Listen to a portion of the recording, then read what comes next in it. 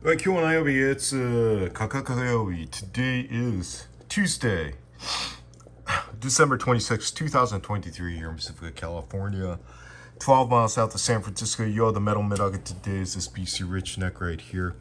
It's a late 80s, made in the USA. This came off of a Warlock. Oh boy. Temperature 47, 57 outside, but I haven't been doing anything outside. No feeding or anything. The indoor temperature is about 66, so 19 degrees Celsius. The best beer of the day is not this beer because I can't taste it. I got something from Santa Claus yesterday. My throat was kind of like this, so I tested myself, and yeah, I got something that I haven't gotten. Oh boy. So, oh yeah, no sense of smell. I can't taste the beer. So, but be careful because the new variant is out there. So, kanpai chin chan, real quick sip. So, since I'm in quarantine, I figure I'll just upload this real quick. So these are the Red Cliffs. Red Cliffs were developed by Tadumi-san back in 2022 in Japan. Kouhaku Lame Taigaiko, and it was crossed with a Maniaji kissing whitefin.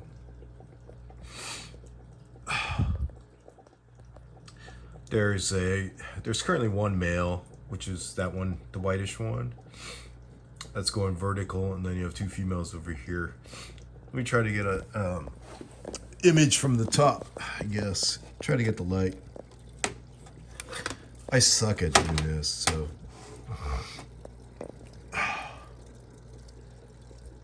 Alright, this is what they look like from the top.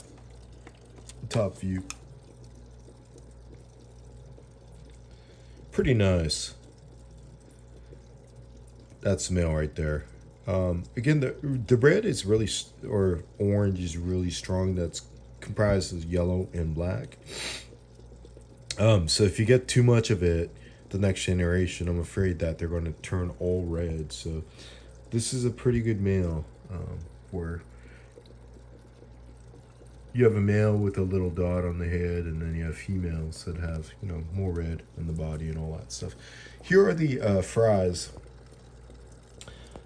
If I could zoom, I'm doing a horrible job. Let me do a side view first. So these are the first ever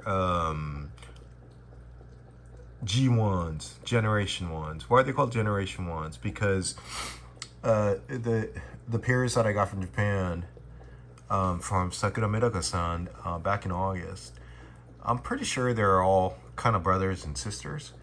So from what I am getting from these brothers and sisters here in the United States of America, these were the first to be bred over here in the U.S. And these should be the first Red Cliffs to arrive to the U.S. Don't quote me on that, but I'm pretty sure. So these are the babies. So these are the Gen 1s, the first Gen 1s to be born in the United States of America here in Pacific, California. Waters, let me take a quick sip of something I can't taste real quick. Oh boy. All right, so these are the Generation 1s born here in the United States. Let me see if I can get a top view. There are some are starting to color up a little bit. I don't know if you can see from these lights.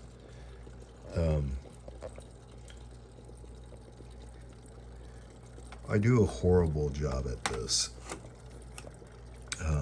but they're getting to that size. They're a little bit over, they're probably like 1.5 centimeters. So they're a little bit over half an inch. But they're getting there. But for me, these fries, man, they're pretty weak. I had a bunch. There's a bunch that did not survive. But these are, in my opinion, a pretty weak strain. And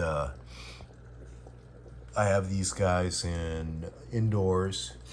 There's some eggs right there. But they are in I have heaters in here. The reason why I have the heaters in here is because I want to get them to a certain size where they're stable. And for these adults, if you don't bring up the heat up to about 80, they're not going to reproduce, and their wide fins are not going to grow. So it's kind of like one of those things where Medakas used to be simple. You just leave them outdoors and they adult well. But now these fancy Medakas, they're a different breed in a way. So with these kids, since I got them, or these boys and girls were born during the winter season, I'm keeping them indoors. I have heater going on in here. But what I'm going to do is, now they are at this size, about ½ an inch, I am going to transfer all of these from a heated tank to a non-heated tank right here, a larger tank. It's like a 10-gallon Akuion over here. I'm going to throw them in here and let them grow slowly. The reason why I am going to grow them slowly is because let me take a quick sip of this.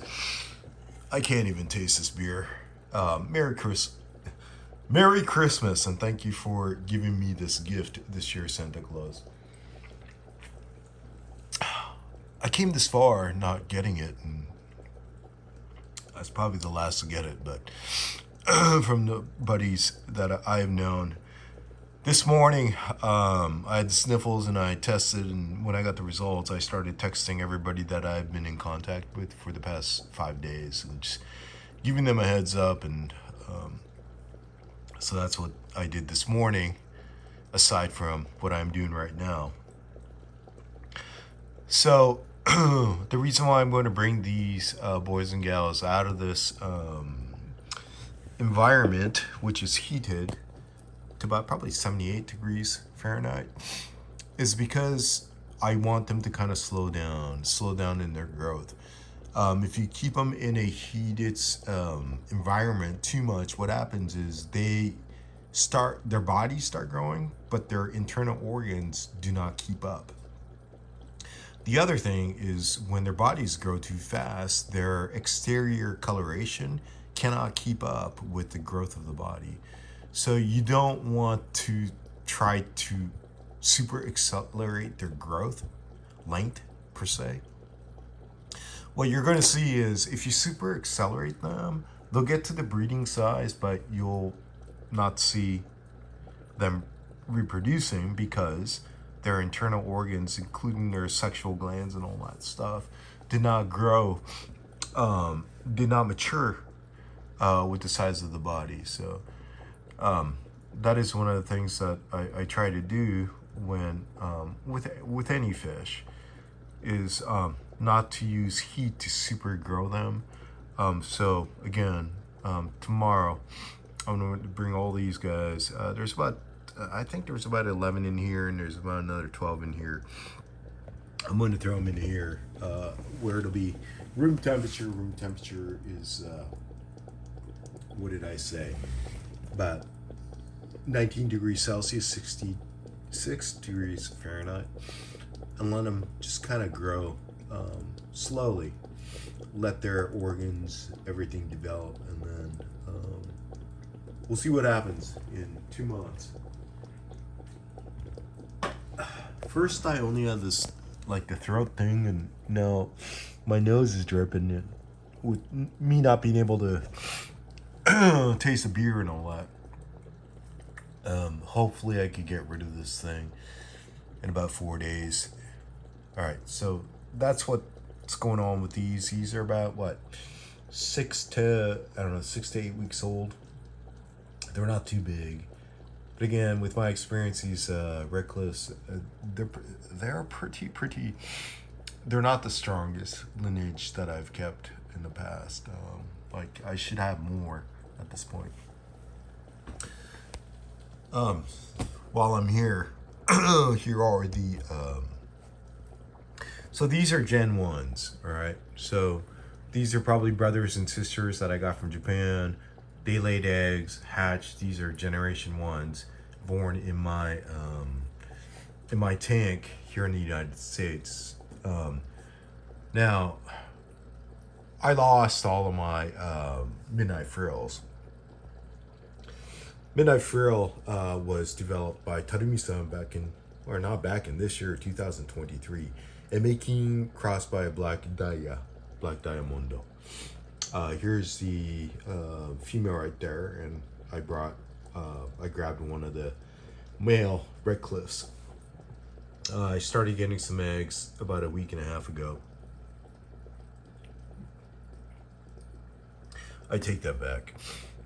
The first fry hatched a week and a half ago. So I started getting the eggs about 2-3 weeks ago, and I dumped them in here. This 5.5 gallon tank, heater, dual sponge, put some guppy grass, and they're all swimming in here. I don't know if I could focus on any